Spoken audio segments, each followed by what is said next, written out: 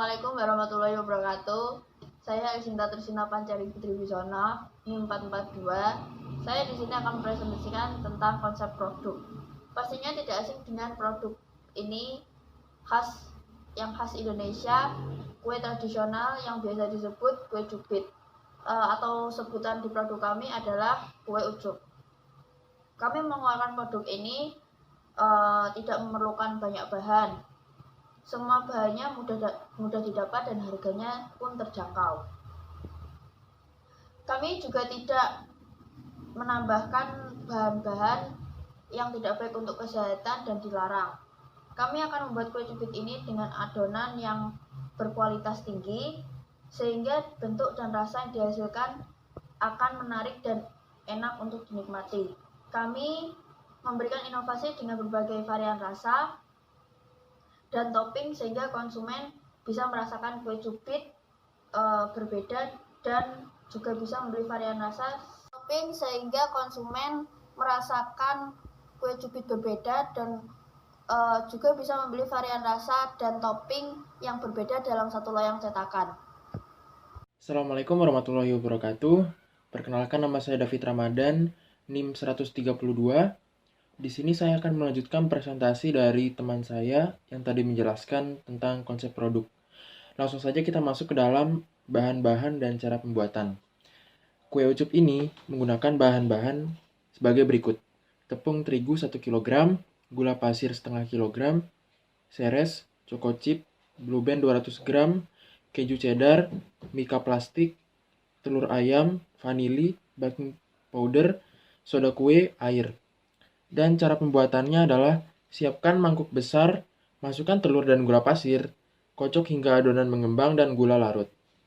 Selanjutnya adalah kemudian masukkan tepung terigu sedikit-sedikit, aduklah hingga tercampur rata. Setelah tercampur rata, masukkan margarin yang sudah leleh, kemudian aduk hingga rata. Kemudian soda kue dan jangan lupa masukkan baking powder dan vanili bubuk dan aduk hingga tercampur rata. Selanjutnya adalah setelah adonan jadi, oleskan cetakan kue cubit dengan margarin dan panaskan dengan api kecil. Lalu tuang adonan setengah cetakan, kemudian kita tutup.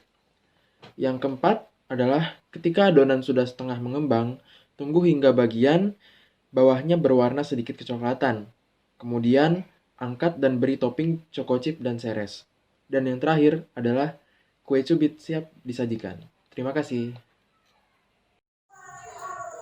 Karakteristik SDM yang dibutuhkan dalam perusahaan. Yang pertama itu memiliki sifat tekun. Seseorang atau sumber daya manusia memiliki kemampuan untuk memfokuskan pada sesuatu yang sedang mereka kerjakan. Perlu Anda ketahui, tidak semua orang memiliki kemampuan seperti ini. Jadi kalau punya karyawan yang tekun, dipertahankan. Kemudian memiliki akhlak yang baik. Sumber daya manusia memiliki akhlak yang baik, memiliki dasar yang kuat untuk perkembangannya. Suatu perusahaan, baik itu usaha kecil maupun usaha besar, mereka akan senantiasa memberikan loyalitas mereka yang terbaik untuk perusahaan.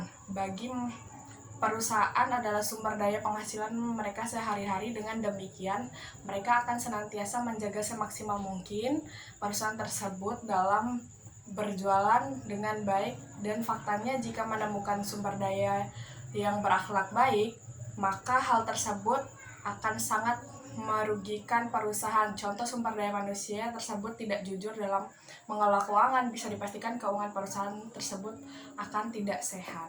Nah, jadi kalau HRD ingin merekrut pegawai atau karyawan harus memiliki akhlak yang baik.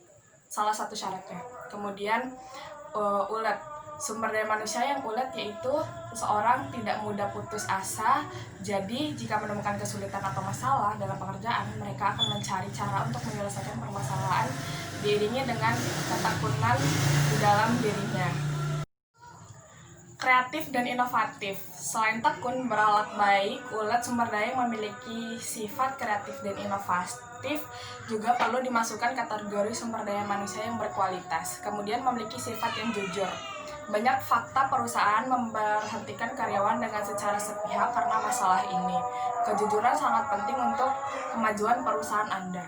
Kemudian yang terakhir yaitu loyalitas. Seorang yang unggul wajib memiliki sifat loyalitas terhadap perusahaan untuk didedikasikan terhadap tugas dan tanggung jawab mereka terhadap perusahaan, di mana mereka harus memiliki visi yang baik ke depan untuk perusahaan.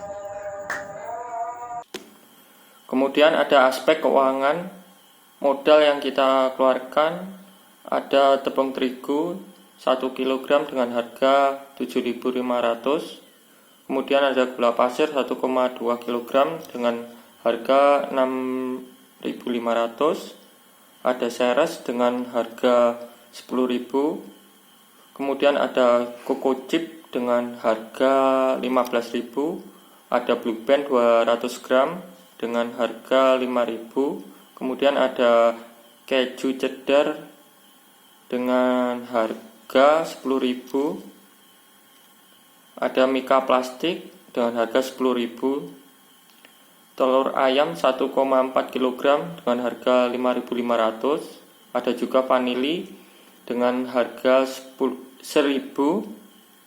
Dan kemudian ada gas dengan harga 16.000.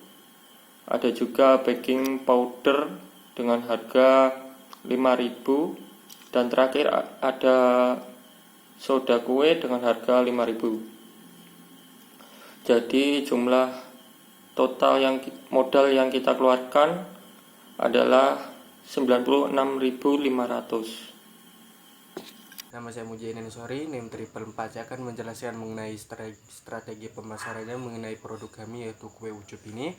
Nah, pada kue ucup ini yaitu pendistribusiannya kami mempunyai ada 2 tahap, yaitu yang pertama retailer dan yang kedua online. Nah, retailer ini kami mendatangkan yang pertama toko roti dan yang kedua warung. Sementara online itu ada Instagram dan WhatsApp. Nah, kue ucup ini juga pemasarannya, segmentasinya yaitu anak-anak yang suka jajan. Nah, targetingnya anak-anak dan dewasa. Posisinya yaitu jajanan tradisional. Maupun kami promosinya yaitu kami melewati sosial media seperti Instagram, Twitter, Line, WhatsApp, dan juga direct information ya seperti mulut ke mulut seperti itu. Nah, mengenai wilayah pemasarannya itu kita ada 2 sekitar lingkungan kampus dan yang kedua alun-alun Batu.